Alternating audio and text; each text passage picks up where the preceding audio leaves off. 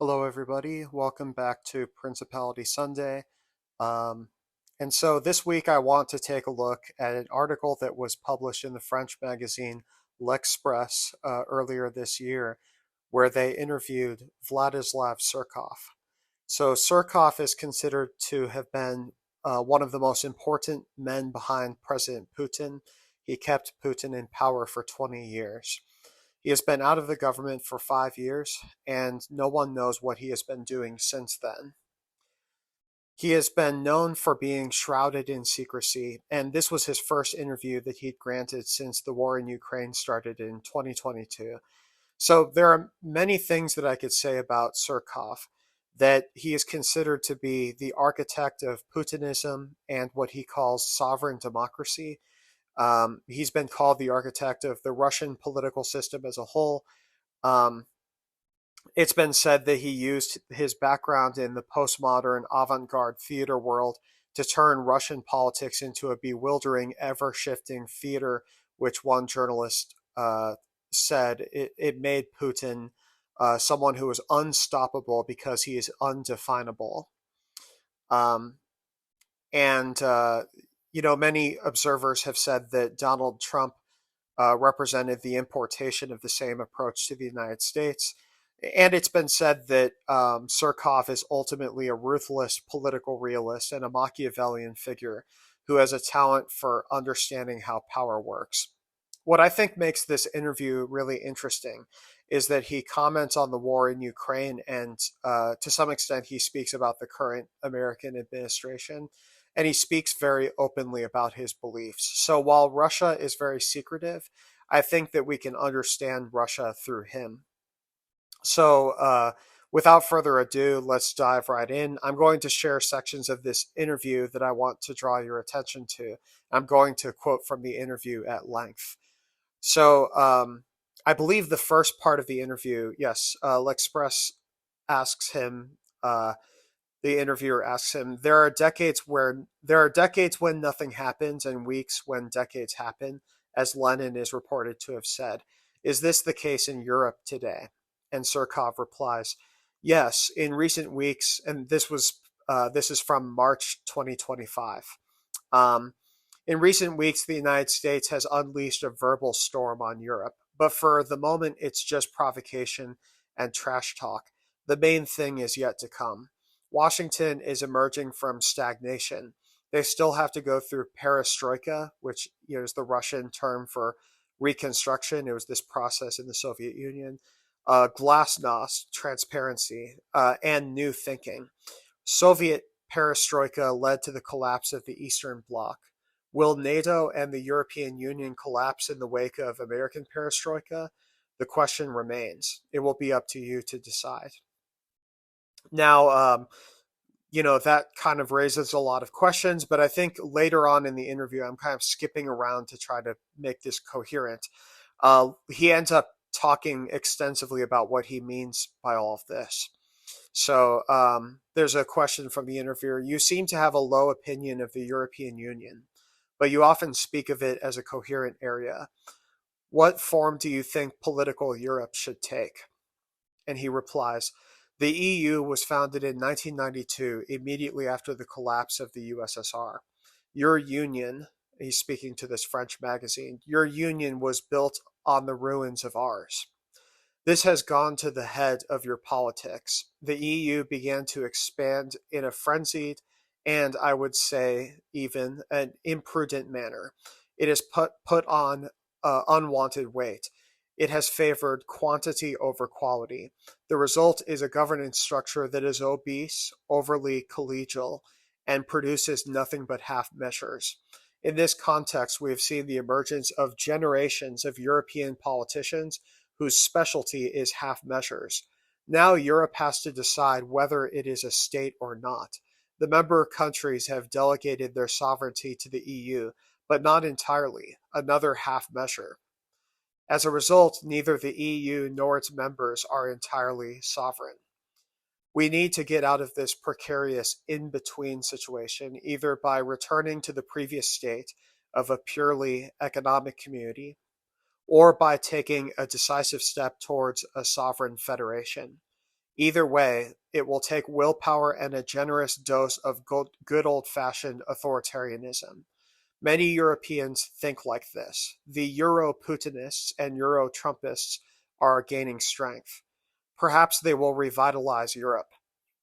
We must give them a chance to save the great European culture, which is a cousin of Russian and American culture. Otherwise, if you want to get an idea of the future of France and others, just read Submission by Michel Houellebecq. And then, uh, and then there's another question here. Um, so the interviewer is quoting Surkov. Our victory in Ukraine will change us and the West. It will be a new step towards the integration of the Great North, unquote. You wrote in September 2023 on this one news website. Do you still believe in this global North that would integrate Russia, Europe, and the United States? And Surkov replies, in the future, the West will become more authoritarian and Russia less so. The proportions of freedom and discipline in our political systems will converge. This may not happen overnight, and it will be achieved at the cost of conflict and tragedy, but it is certain that the United States, Europe, and Russia will achieve a high degree of mutual understanding and cooperation. It is a question of the survival of the great Nordic civilization to which the Russian, European, and American cultures belong, against a background of almost unbearable demographic pressure from the South. And just to kind of clarify this too, just two more brief parts. The interviewer says, I think in direct response to this, says, why and how should Russia become less authoritarian? Uh, until now, the system has only evolved towards greater authority. And Surkov replies, the first objective, the stabilization of Russia's internal political situation, was achieved during the 2000s. Today, we are stabilizing the country's international situation. When this objective is achieved, we will see the first signs of a gradual relaxation of the system. And then another question from the interviewer. What role would China and the Russian-Chinese alliance play in this global North project?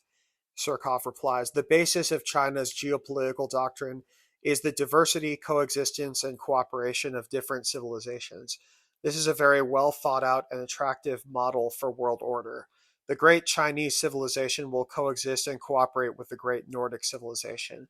The alliance between China and Russia is part of this intercivilizational collaboration.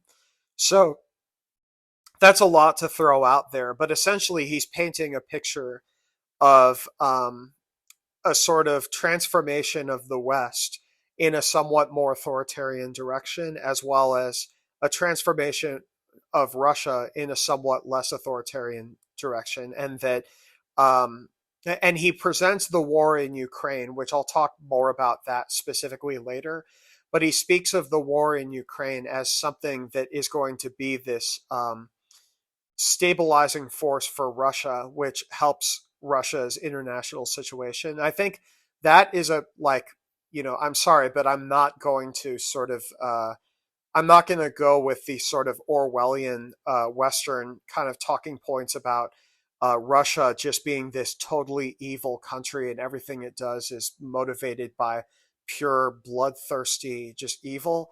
Um, no, I mean, I think so. After what we've seen in Ukraine, and we'll talk, I don't want to get ahead of myself. We'll talk more about the Ukraine situation later, but based on what we've seen there and the relationship between Ukraine and Russia, and also the relationship between Russia and the rest of the world vis-a-vis Ukraine, the way that Ukraine has commonly been the point of invasion into Russia, such as by the Nazis, as one example in Operation Barbarossa. So it makes perfect sense for Russia to want to make sure that Ukraine does not become a NATO country. Because after all, NATO is not an entirely defensive alliance. It's a quite aggressive alliance. It has engaged in aggressive action that was completely unprovoked in the past. And I think people would have to be really naive to not recognize that the West wants to overcome the power of Russia altogether and does not want to coexist with its power at all. And that's really what the war in Ukraine is really about. People can choose to view it as an imperialist thing on Russia's part, and fine, they can believe that if they want to. Um, we'll talk more about that later, but certainly Ukraine is a geopolitical vulnerability for Russia. And so Surkov is saying that for Russia to integrate Ukraine, or according to him, at least a huge part of Ukraine as a part of Russia, is something that would help Russia's geopolitical circumstances, which would allow it to relax its the level of authoritarianism internally.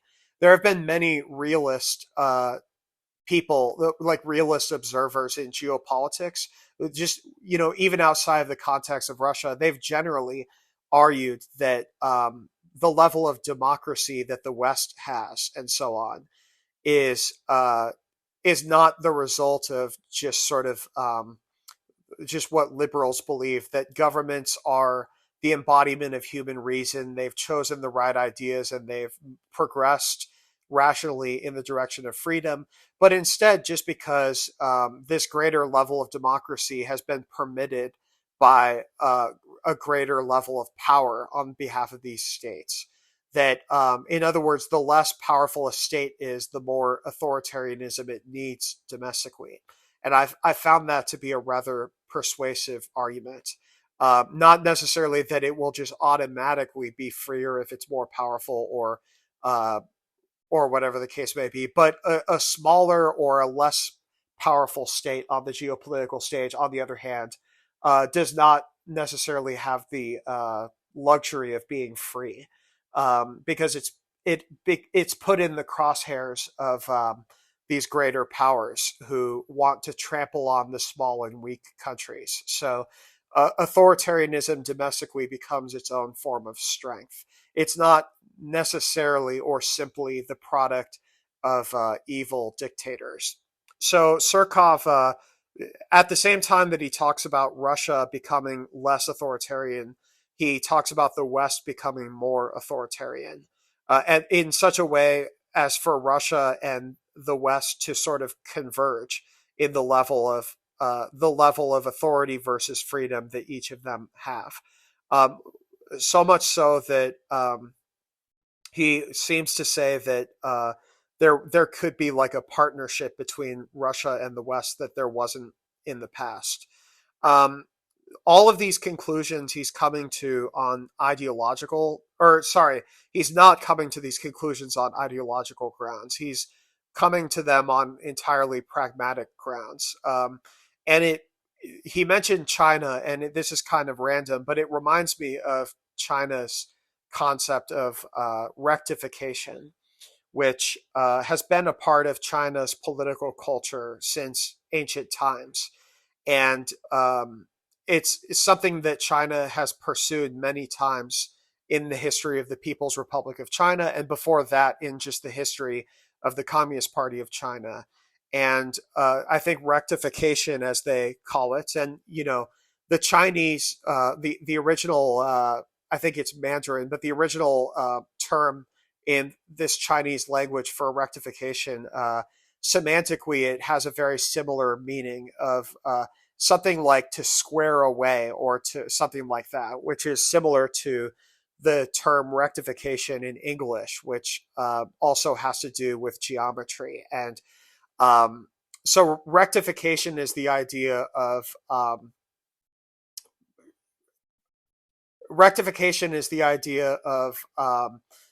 recognizing the changes that have happened externally in the sort of in the domestic politics and geopolitics of the country, and to sort of bring the policies or the strategy of the country into greater alignment with those conditions, essentially. So this is the opposite of a purely ideological approach, which seeks to impose new direction or a different order on the world, but instead it's responding to the way that the world already is. Not that I think that not that I think that it's impossible to move the world in a different direction, but only if the potential already exists in the conditions. And um, so yeah, and so for that reason, I find that a lot of what he says makes sense. His beliefs about the West evolving in a more authoritarian direction, for lack of a better term, are similar to mine. And um, and he's not saying this in the sense that he thinks that liberal democracy as a whole will go away completely. Um, yes. So, in fact, let me read this quote from the very same interview to you, because this will help you understand his position. So, there's a question from the interviewer. Do you agree with Hungarian Prime Minister Viktor Orban that liberal democracy is obsolete? And Surkov replies, I respect the cultural particularities of all peoples, even when they seem incongruous to me. If liberal democracy is a peculiarity of the political culture of a country or group of countries, that is their absolute right. Similarly, if liberal democracy does not suit Russia, that is our right. Liberalism and liberal democracy are not obsolete. What is happening to them at the moment is merely a crisis. They are not dying. But the idea that they are universal and intrinsically superior to other systems is dead. So that's the quote from the interview. So he's not, so when he says that the West will become more authoritarian, he's not saying that liberal democracy as a whole will not survive. And he acknowledges that Russia doesn't really have liberal democracy per se. He calls it sovereign democracy, and he's also let's see if I have it here. Well, anyway, yeah, he's called it democracy with a monarchical archetype or something to that effect. Um, so and he sees these as systems that work in uh, these separate contexts, but clearly he thinks that liberal democracy in the West will evolve into something that is somewhat more authoritarian, and um, but it will still be liberal democracy. That doesn't sound like nonsense to me, because I think there's a problem where people get very wrapped up in their own direct experience and they don't have enough of a historical perspective. So they think that America has always been a liberal democracy, and that right now this illiberal direction that things are starting to move in, which unfortunately this illiberal direction is currently monopolized by Donald Trump. And so it's this impression that people have that Trump is the one responsible for that. And if we just get rid of him, then we can go back to the way things were before. They might also say, well, he's doing it, or he is able to do it because of Russia. This is really foreign influence from Russia that is causing this. I don't think either of those are right. I think that we can't go back to the way things were before, which is neoliberalism, because I think what we're seeing right now with Trump, and not just Trump, but similar figures throughout the West, I think it is the product of neoliberalism. So it's not possible we can't go back to what we had before. It necessarily results in what we have now. And I think that I do think that liberal democracy can survive and can morph into something more authoritarian. And I think that if you look at America's history, like, liberal democracy as we know it now has not always existed in this form. In fact, compared to what has existed before, I think we would still, even if we moved in a more authoritarian direction, it would still be much more of a liberal system than what we used to have, where the country was founded as a country where the overwhelming majority of people had no right to vote. Even the vast majority of white men had no right to vote. since they were not wealthy landowners. Never mind women and black slaves and native nations and so on. So they had no right to vote, and there was no right to freedom of assembly. The states, until I think the late 19th century, when there's a Supreme Court ruling, until then, the states absolutely had the right to crack down on protests and arrest protesters, period. Um, First Amendment, freedom of assembly be damned. Those were dead words for a very long time. There was no freedom of assembly. Um, and what the Supreme Court did was mandate that cities and states have to offer permits for protesting. And these permits could define the boundaries around which people could assemble. Um, and so now protests are theoretically illegal unless they acquire a permit. Of course, that's not always strictly enforced. The state tends to enforce it selectively, strategically. But yeah, so it's funny because people think of those permits as a limitation on the protesters, and that's not really true. They're a limitation on the government, a limitation on the government's ability to crack down on these protests. Anyway, need I mention the genocide of native peoples and slavery of black people and indentured servitude and um, you know there have been all kinds of illiberal aspects of the system. I mean, Lincoln. I mentioned Lincoln and FDR in one of my videos when I talked about the end of neoliberalism and the fact that the state is going to strengthen. And Lincoln and FDR were figures who I mentioned in the most recent of those videos, um, who took upon themselves dictator-like powers in order to resolve crises, which necessarily involved tearing into the economic order. So Lincoln imposed the draft for the first time um, in order to draft soldiers into the war. And this was totally unprecedented. And he did a whole lot of things that were dictator-like. But the most of all was he suspended habeas corpus so that due process was no longer guaranteed. He could just imprison anybody summarily without any form of due process. There's no legal scholar today who believes that that was legal for him to do. And very similarly to that, Franklin D. Roosevelt, similar excess, unfortunately, during Roosevelt's time, is that he detained, I think it was 180,000 American citizens in good standing. They were completely law-abiding people. There was nothing wrong with them, but since they were of Japanese heritage, he put them into detention or internment camps. And so that was perhaps the most extreme thing he did. But overall, FDR was a very tough guy, and he was a bully. And he honestly went to war pretty much, like figuratively speaking, with anybody who opposed his agenda. When the Supreme Court ruled that many elements of the New Deal, or they were going to rule that many elements of the New Deal were illegal. I think they were going based off of the Commerce Clause in the Constitution, which their reading of it and the older reading of it that prevailed for the longest time was that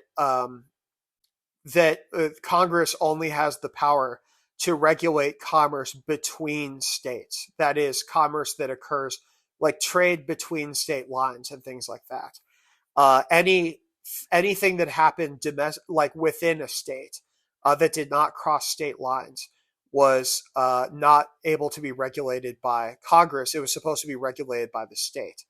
And so this would make things like the SEC and just tons and tons and tons of regulations that were introduced. I would think the FDA as well, completely unconstitutional, and they were going to rule it as such.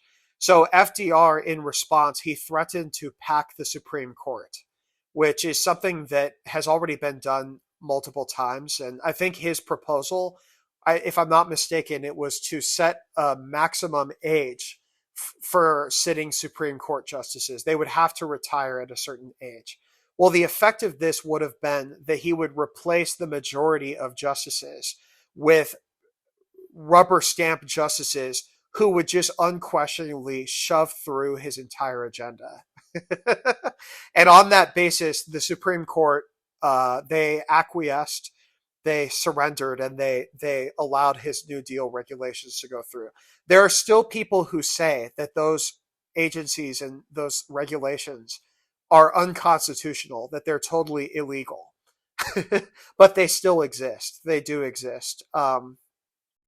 So anyway, these are all examples of the state becoming stronger and liberal democracy becoming less liberal, depending on how we define liberal. Of course, now we come to understand that latter type of social liberalism as a type of liberalism. That those regulations are ultimately liberal, whereas before the understanding was that free enterprise was liberal, that freedom for those business owners, freedom from government programs and government intervention was liberal. And I think similarly, we have a current conception of what liberalism is, and it's going to be adjusted. I've avoided speaking in really concrete, really specific terms about exactly how it will be adjusted or what it will look like, because I don't claim to know such things. But I think that it will be a movement away from neoliberalism in a lot of ways, which will have the power to change a whole lot. Surkov pins the causes of this shift towards more authoritarianism in the West. He pins this on demographic pressure from the South. That's what he says. There's a lot of what he says in this interview that comes across to me as more right wing, and I think the demographic pressure, if he's talking about migration and so on, I think that's had an impact for sure. It's had some impact on the direction things have gone in. Above all, I think that neoliberalism is the root of the crises in many more ways than one. I think that much more than just migration will have to be dealt with. So I think now would probably be a good time for me to take a break. And when we come back, we will explore this idea of I suppose, of rectification and of kind of how the states are responding to the conditions on the playing field. We'll talk along those lines a little bit before we then talk about the war in Ukraine specifically. So I'll be right back.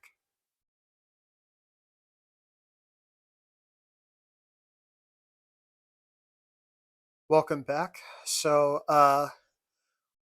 yes, so here's the next section of the interview that I want to share with you. Just this one question and answer that I'll comment on. So, the interviewer asks Surkov, as well as political authoritarianism, the Russian system has added a conservative, even reactionary dimension. The role of the church, laws on non-traditional sexual orientation, etc. Do you see conservatism as a means of mobilizing the Russian body politic? Surkov replies, all the changes to our political system since 1999 have always been based on conservative and relatively traditionalist ideas. I was already talking at the time about the mental matrix, the archetypes of our national consciousness, which cannot be ignored. The Russian liberals of the late 1980s and early 1990s made the mistake of thinking that Russia was a blank page on which they could build anything and everything. They forgot that Russia has existed for 1,000 years and that its foundations were laid long before us, and that these foundations not only define our possibilities, They also dictate our impossibilities and set clear limits to any future state construction. Political tools are not as important as we like to think. Politics is first and foremost the domain of emotions and passions, and is only then about tools. It always comes down to the question of power, which is the oldest, darkest, and most irrational aspect of human nature. Political tools help to ride the waves, but they don't create them. Yes, that's what he says about this, and so he mentions he talks about the mental matrix, and that strikes me as very similar to something Foucault spoke about and wrote about. I think he even talks a bit about it in his famous debate with Noam Chomsky. Um, Foucault Foucault was coming from a different angle of wanting to help develop a revolution. Um, this is what he said at the time, anyway, that he believed in the idea of the proletariat seizing power and being able to build a new society. But Foucault was somebody who thought that the working class needed to properly understand precisely what type of society they were rebelling against.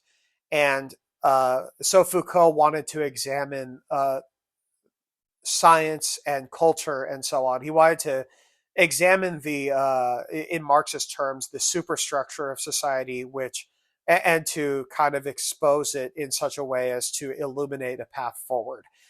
Foucault spoke of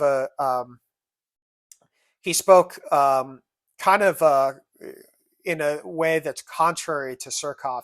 He spoke of um, socialist revolutionaries in the USSR um, overthrowing a bourgeois government, establishing what they hoped would be a socialist government, but then reasserting bourgeois family, bourgeois sexuality, bourgeois art, and so on.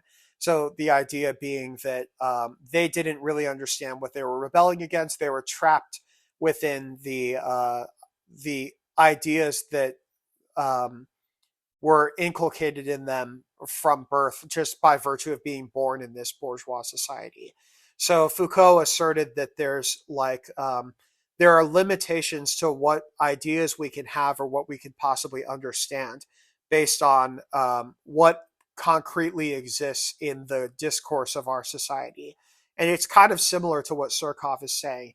Foucault was someone who clearly saw a way out, while Surkov is more pessimistic. Surkov says, well, no, the mental matrix is what it is. Russian people are what they are, and they have these ideas, and all you can do is kind of go along in that direction. And he describes it as a question of possibility, that it's not possible to go in a different direction. You would see other governments that are also contrary to the liberal West, such as Islamist governments in the Middle East, such as Iran. And this calls to mind actually another discussion with Noam Chomsky. You can find this on YouTube. I watch this kind of stuff all the time. A discussion between a much older Chomsky and a postmodern philosopher who is defending Foucault's ideas. And this postmodern philosopher was talking to Chomsky about moral relativism. And the example he was giving of moral relativism being a good thing was that he said that homosexuality being accepted in the West might be good, while for it to be accepted in the Middle East, in like Islamist countries, would be negative for those countries. And I'm going to paraphrase or kind of give my interpretation because I can't quite remember what he said. But the idea being that Islamism is this cultural weapon against Western hegemony, that Western cultural hegemony is able to overcome anti-imperialist states with the seductiveness of its own culture and so on. And so these countries therefore respond by remaining culturally isolated from the West. I recall, for example, I recall this documentary that I recommend to everybody called My Brothers and Sisters in the North. This South Korean woman, she goes so far as to kind of renounce her South Korean citizenship so that she can travel to North Korea and speak to the people there. She brings a camera crew. This is permitted by the government. And so there's a point where she asks at a water park that this gentleman in North Korea is working at in this capital city of Pyongyang. She notices that all of the women are wearing one-piece swimsuits. She asks him why they're not wearing, there's nobody wearing bikinis. And he explains that it's because we're not allowed to, because it's forbidden in our country. She kind of laughs nervously, and he argues, he claims that you know he North Korea is like the last socialistic country on earth, more or less, and that the Western powers try to overcome North Korea by using the influences of its culture, right? And that North Korea has to culturally resist the West. And that's why bikinis are not allowed. It would be a similar thing in an Islamist country that Islamism is not just something that exists for its own sake. It also represents a resistance to the West's cultural imperialism. And that so they've maintained for a long time in these Islamist countries, for the most part, that homosexuality is a sin and that it is to be strictly prohibited. So if they were to reform this, if they were to admit that this was all wrong and to go against a lot of what they would say religious scripture says, then what they argue is, wouldn't this introduce religious skepticism into the community, which would erode away Islamism, which would give Western influences the upper hand and help Western influences to overthrow these Islamist states and to subordinate the power of the Middle East to the West and to cause a lot of poverty and death and misery as a result. Why should we accept all of that just so that gay people can be free? I'm describing all of this, by the way. I'm not really endorsing any one point of view. I tend to be somewhat agnostic about the question of possibility here, because you see a range of views on this from Foucault, who believes that breaking away is possible. We have to break out of what Surkov calls this mental matrix. While Surkov says it's just not possible to do, and the Islamists say it's possible, but it would be disastrous. And in that sense, it's not possible. We see, but I would say that for the most part, gay rights is a question that has been largely resolved in the West. Obviously, there's exceptions, but it's been resolved in a way that I would say the question of transgender people has not been resolved. And you could see this as something that is possible for the West, but then there are other issues that I think in the West is currently grappling with, other social issues. And one of them is the question of migrants, the question of like immigration into these countries. And I think that there's, again, a range of beliefs on this. There's on one side, there's the idea of multiculturalism, the promotion of multiculturalism, the idea that within a single country, these different national cultures can coexist side by side in harmony, and that this would work well, and that this would be accepted by the population, or could be possible to implement in this way without problems. Then there's the question of integration, which is a different position. It's the idea that, and I'd say that integration is probably the majority view of like British people, for example. I would say that the overwhelming majority of British people, they're not opposed to immigrants coming into the country, including people of color. I mean, certainly there's some racists in Britain, just like there are in America. But overall, I think that they don't mind people of color moving there or immigrants moving there. I think they just want them to integrate. They want them to become British.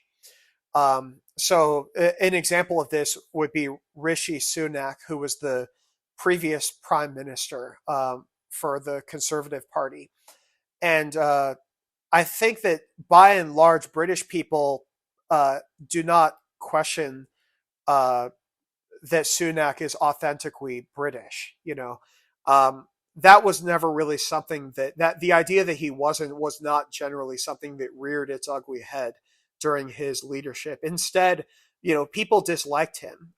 British people seemed to dislike him, but it was more along the lines of, well, he's incredibly wealthy. He comes from this privileged, wealthy background. He's in this bubble, and he doesn't understand working people or their concerns. I think that was more what they talked about. The fact that he is South Asian really seemed like a non-issue for them. But probably the majority of British people prefer integration. They prefer these immigrants. If you're going to come here, then you should embrace British culture, British identity, and British values, and the way that our British political system is. Many British people are hostile towards multiculturalism. They feel that multiculturalism has become too much of a reality because too much immigration has happened at once. This has created enclaves of other cultures which are hostile to British culture, and blah blah blah blah blah. And unfortunately, it gets mixed together with the racist elements in Britain, which kind of seize upon opportunities to agitate in favor of really harsh policies on immigration and on people of color and so on. Um, America is a different sort of situation. I would say that Europe is almost entirely a sort of pro-integration society. In Britain, they want immigrants to be British, to embrace Britishness. In France, they want people to embrace Frenchness. This is something that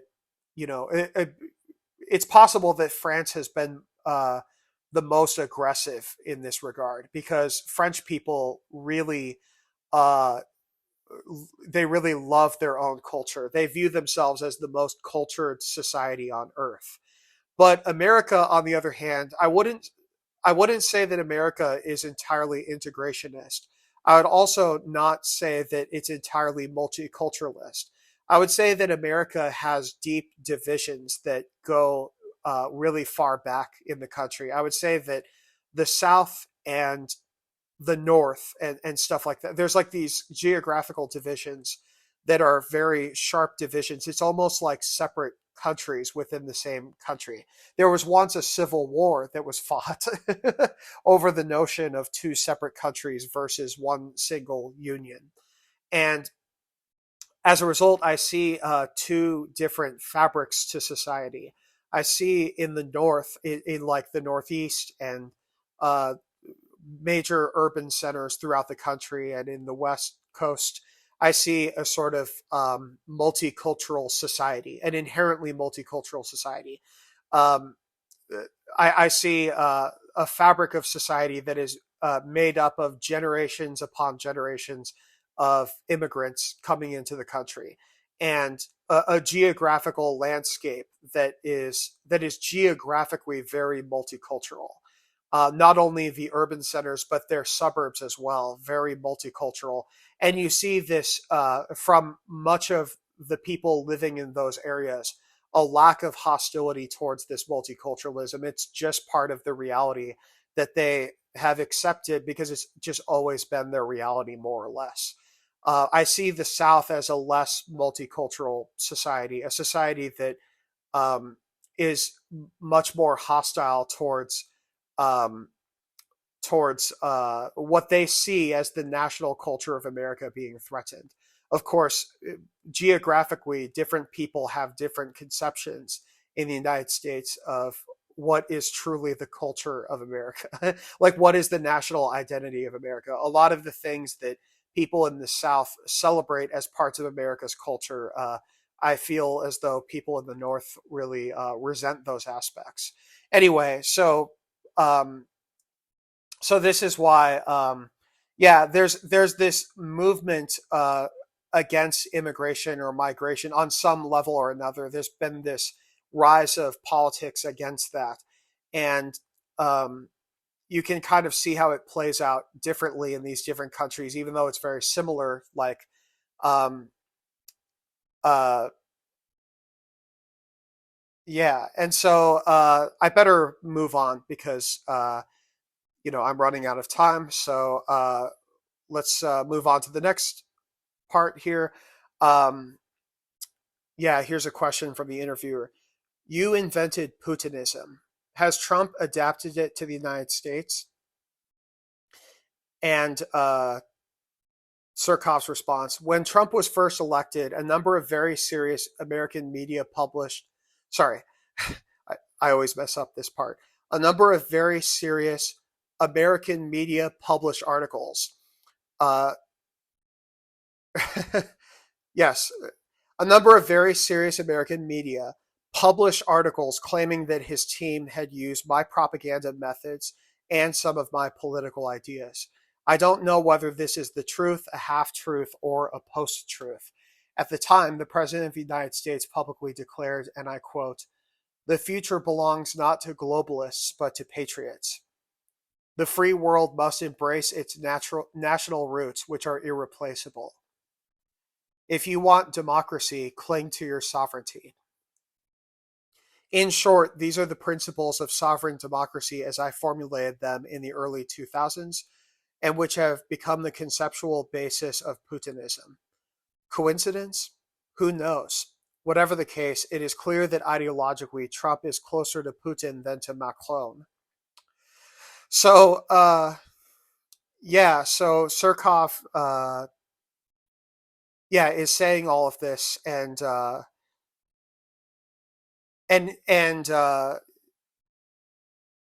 so he's comparing Trump's ideas and his approach to things to himself, and Surkov's articulation of these ideas is that it's just what is possible. It's not really like he's not choosing all of these things because he thinks this is the ideal path to take out of any imaginable path, but instead it's just the possible path to take. I take a page from Machiavelli and say that politics is not the art of the good, it is the art of the possible. Good cannot be good if it is not possible.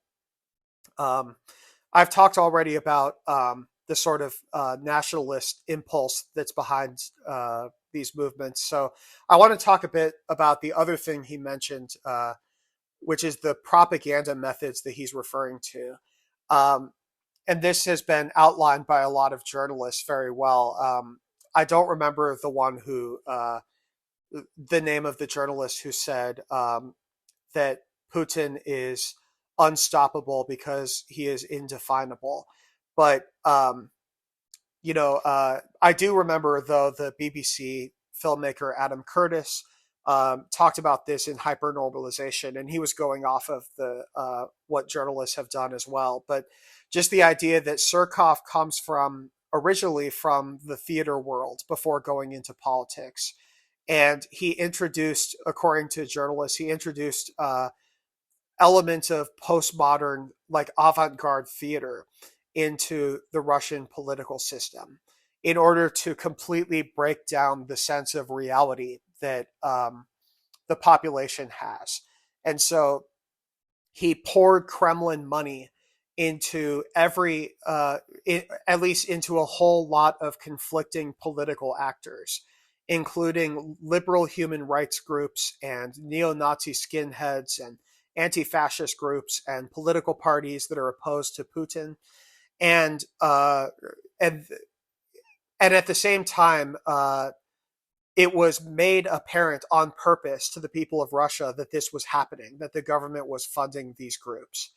And the result of this was that nobody could tell what was real and what was fake anymore. That instead they were just bombarded endlessly with this this spectacle in the media of these political movements and not knowing whether any of it was real. It was all kind of unreal. And yes, and this ends up being a strategy of power that works by keeping the opposition in a constant state of confusion, a ceaseless shape shifting, right? And Donald Trump, he's been described the same way, and the way that a lot of ceaseless shape shifting has happened on social media is also very similar. And the question of like how connected is Trump to Russia, given this fact, I think that Trump simply stumbled upon his success as a political figure in 2016. It's tempting to view him as a Russian asset. I think that that's pretty far fetched. I'm certainly not ruling it out as a possibility, but just observing how it all played out, I think that Trump has a very idiosyncratic communication style to begin with. And I think that in 2016, his campaign was very similar to Bernie Sanders' campaign the same year. I think in both cases, they did not seriously intend to win because they didn't believe they would be successful. So Trump appeared kind of blindsided and shocked by his own success once his campaign really gained momentum. And it was gaining momentum despite the fact that what he was saying was constantly changing. What he said, who he was attacking, what he was attacking them for, was always changing all the time. And I think he found great success despite this fact, and he just ran with it. Um, and this culminated in 2016 in him making his infamous statement. He was so shocked at how people just supported him no matter what, seemingly. He said, I could go out on Fifth Avenue and shoot somebody, and I would still have the level of support that I have. So,